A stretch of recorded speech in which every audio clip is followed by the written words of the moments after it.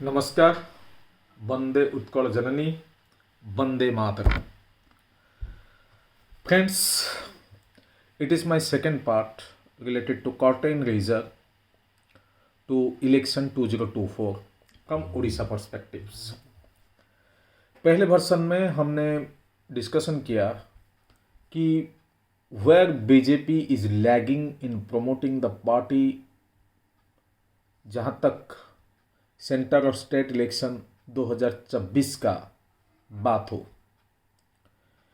तो मैंने आपको बताया था कि कैसे जो मिशन शक्ति है, the biggest asset for the BJD, and BJP need to counter mission Shakti by bringing some innovative and creative models for motivating the women entrepreneurs of women voters of Odisha.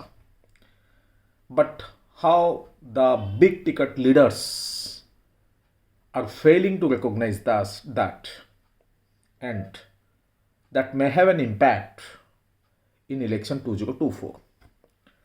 अभी मैं इस रिलेटेड एक चीज़ आपको बताने वाला हूं जो पद्मपुर इलेक्शन में हुआ था। अभी देखिए कि जो फर्स्ट पार्ट में मैंने आपको बताया था कि जो लीडर बीजेपी ने सिलेक्ट किया था, ही वॉज क्वाइट एक्सपीरियंस्ड, और उनका भी उस एरिया में नाम था।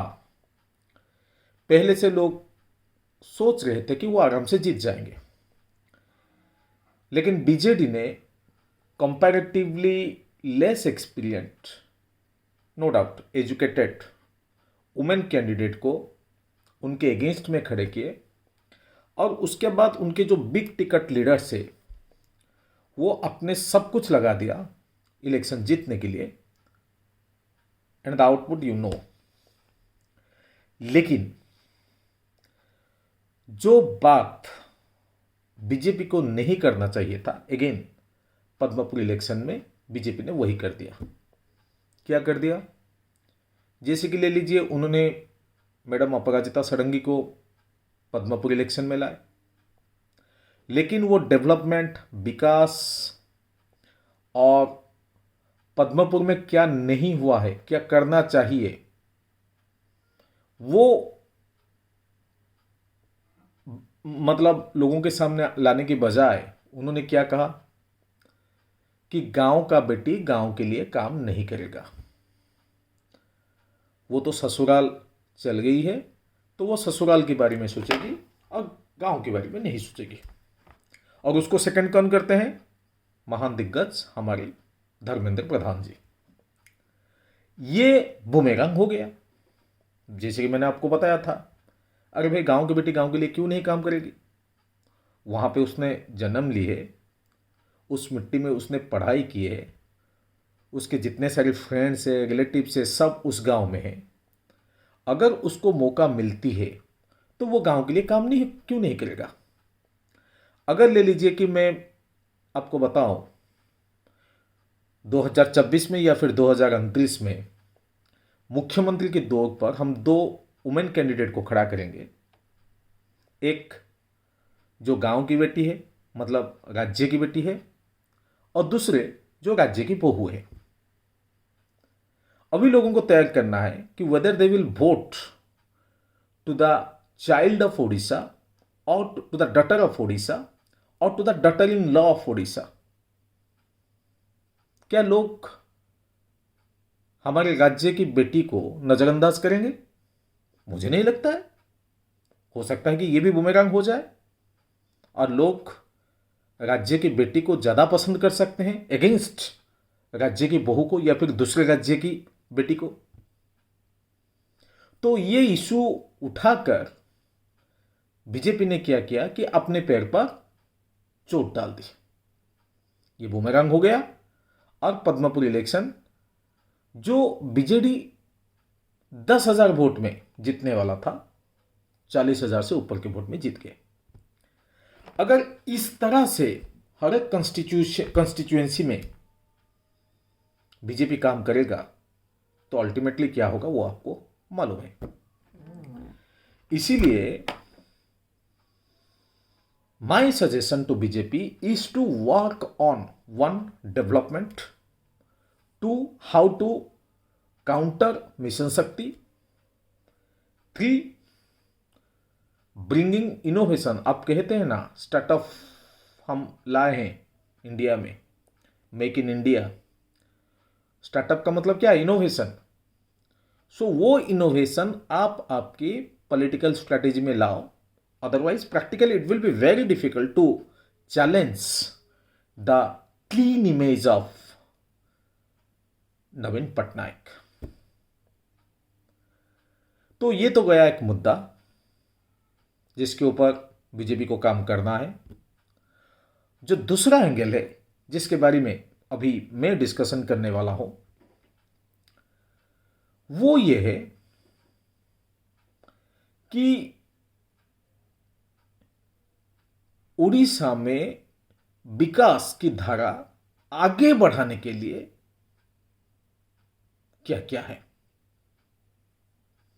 जिसके ऊपर अपोजिशन, उड़ीसा में अपोजिशन को सोचना चाहिए और जिसके ऊपर काम करना चाहिए। जैसे कि ले लीजिए, आज आ गया कि उड़ीसा का अनएम्प्लॉयमेंट रेट जो है वो पूरा इंडिया में सबसे कम, मतलब Orissa is India's most employed state. अभी उसको काउंटर कर रहे थे। कौन काउंटर कर रहे थे? बीजेपी वाले आज काउंटर कर रहे थे, हमारे दिग्गज पृथ्वीराज हरिश्चंद्रन जी।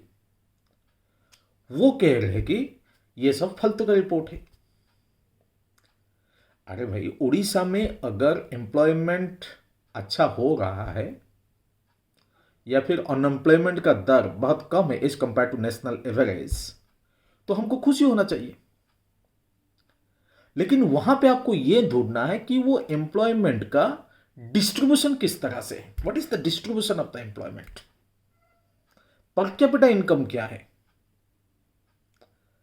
एम्प्लॉयमेंट का मतलब यह नहीं कि लोग आराम से घर में बैठ के खा रहे हैं। अभी अगर आप कहोगे कि आप 1 रुपया की चावल दे रहे हो, 5 रुपया की चावल और डालमा दे रहे हो लोगों को खाने के लिए, तो यह तो आपके लिए बूमेरंग हो जाएगा। लेकिन लोगों का जो इनकम कैपेबिलिटी है उसको कैसे बढ़ा जाए?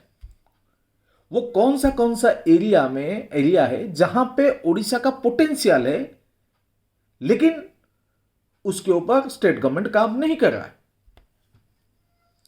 जैसे कि ले लीजिए कि industrialisation, make in Orissa conclave हो गया, but how fruitfully it is working for last 3 years। अगर मैं 2 साल कोविड को छोड़ दूं तो उड़ीसा में बड़े बड़े मैन्युफैक्चरिंग इंडस्ट्रीज क्यों नहीं आ रहे? क्योंकि यहां पे इंफ्रास्ट्रक्चर खराब है, यहां पे इलेक्ट्रिसिटी का इंफ्रास्ट्रक्चर ठीक नहीं है। हम ये नहीं कह रहे हैं कि काम नहीं हो रहा है, काम हो रहा है, लेकिन जिस दर से काम को बढ़ना चाहिए उस दर से काम नहीं हो रहा है, जिसके ऊपर हमको काम करना है। ओडिशा में आज के दिन में कोई ऑटोमोबाइल मैन्युफैक्चरिंग इंडस्ट्री नहीं है। क्यों नहीं है? वाई? ओडिशा में 3 पोर्ट से जो फुल फ्लेज में स्टार्ट हो गए। आपका पारादीप है, गोपालपुर भी डेवलप कर रहा है, धमरा पोर्ट भी है। अभी गोपालपुर रायपुर के साथ कनेक्टिविटी जो है वो नहीं हो पा रहा है। क्यों नहीं हो पा रहा है? क्योंकि नेशनल हाईवे जो एग्जिस्टिंग है उसके ऊपर तो गवर्नमेंट काम कर रहा है। Let us appreciate the central government कि नेशनल हाईवे में जिस दर में काम हो रहा है दैट इज क्वाइट एप्रिशिएबल।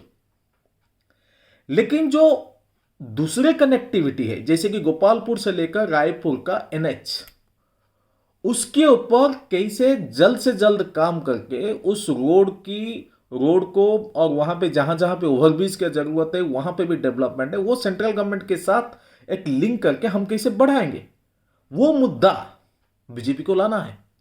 उससे क्या होगा कि गोपालपुर, छत्रपुर और बरहमपुर जो गंजाम है वहां एक मैन्युफैक्चरिंग हब हो सकता है, उसके ऊपर कोई बात नहीं करता है। सेकंड चीज, बीजेपी अपना जो स्ट्रेंथ है, जो इंफ्रास्ट्रक्चर वो डेवलप कर रहे हैं, उसके बारे में वो फोकस नहीं कर रहे।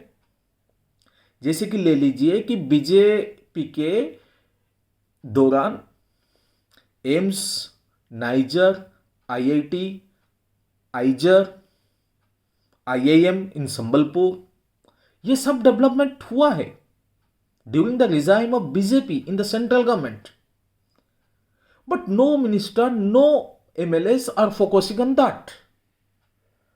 तो उस एरिया में भी बीजेपी को फोकस करना है कि हम सेंट्रल के लेवल से जहां जहां हो सकता है वहां वहां डेवलपमेंट के काम कर रहे हैं। अगर हम ये डबल इंजन का सरकार हो गया तो हम उसको आगे बढ़ाएंगे। जो सेंट्रल लेवल में हो रहा है वो स्टेट लेवल में भी हम बढ़ा सकते हैं। और तीसरी बात आप पूछेंगे कि सर आप तो सिर्फ बीजेडी और बीजेपी के बारे में बता रहे हैं, आप कांग्रेस को भूल गए। देखिए, कांग्रेस की हालत ऐसा है कि वहां पे कोई लीडर ही अभी नहीं है जिसको वो फोकस कर सकते हैं, और उसके ऊपर कांग्रेस तो काम नहीं कर रहा है। राहुल गांधी लगे हुए हैं भारत जोड़ो में, लेकिन उड़ीसा के लिए कोई मतलब नजर नहीं दे रहे, कोई मतलब इंटेलेक्चुअल्स आगे बढ़ नहीं रहे कांग्रेस के साथ हाथ मिलाने के लिए। वो क्या भारत जोड़ेंगे? तो आज के हालत में अगर आप मुझे पूछेंगे चांसेस कितना है कौन सा पार्टी का, तो मैं ये बताऊंगा कि ज्यादा से ज्यादा कांग्रेस 10 से 15, बीजेपी 15 से 20 और बीजेडी 110 से 120 पाने वाला। लेकिन ये जो 2023 है, यहां पे स्ट्रैटेजी चेंज करके क्रिएटिव प्रमोशनल थॉट अगर इलेक्शन कैंपेनिंग में लाया जाता है तो हो सकता है कि ये फिगर्स चेंज हो जाए। तो जो पीपुल सेंट्रिक होगा, जो लोगों की भलाई के बारे में सोचेगा और डेवलपमेंट विकास के बारे में सोचेगा, और कचरा वाला राजनीति को थोड़ा पीछे रख के पर्सन स्पेसिफिक टारगेट उसको थोड़ा पीछे रख के जो राज्य के बारे में बताएगा, देश के बारे में बताएगा, लोगों के बारे में बताएगा, वो पार्टी आगे बढ़ेगा। This is my personal view. आपका क्या चिंताधारा है आप मेरे साथ शेयर कर सकते हैं। लेकिन एक बात मैं आपको बताना चाहता हूं, please like, subscribe my channel जागृत भारत, बेल बटन भी दबाइए, सो दैट अभी से जो जो लेटेस्ट अपडेट, क्या क्या अपडेट मैं लाने वाला हूं, ये जो पॉलिटिकल एनालिसिस होने वाला है, इसके साथ साथ इकोनॉमिक एनालिसिस होने वाला है, एक सोशिएटल एनालिसिस भी होगा, और यहां पे भारत को 5 trillion economy, top 3 economies of world में शामिल होने के लिए क्या क्या करना पड़ेगा उसके बारे में भी हम यहां पे डिस्कस करेंगे। और स्टेट स्पेसिफिक जब जब कोई भी अपडेट आएगा तो मैं आपके साथ शेयर करूंगा। So it is a knowledge based channel. Please like, subscribe and press the bell button. We will interact from time to time. Thank you. वंदे उत्कल जननी, जय जगन्नाथ, वंदे मातरम।